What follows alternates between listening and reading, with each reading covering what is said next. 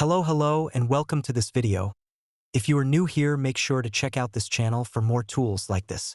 This tutorial is continuation of Domino CLI, so make sure you are already familiar with it before watching this tutorial. If not, check out the video and link is in the description. So before we begin, make sure you have already cloned the repository, link is in the description, and have the pre-trained model file and your input. So we have added two new features. 1. Customization of the tool using the following arguments. Pause the video here to explore it more. 2. We have added Docker support so you can easily utilize the tool. In this video, we will explore how to use this tool with these new features. So make sure Docker is up and running. Now, Docker build command will build a Domino CLI image, after which we have two options: Docker run or Docker compose.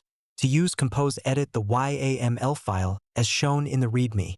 As for Docker run command, we will use the following command as seen here with some of the arguments we mentioned earlier in this video.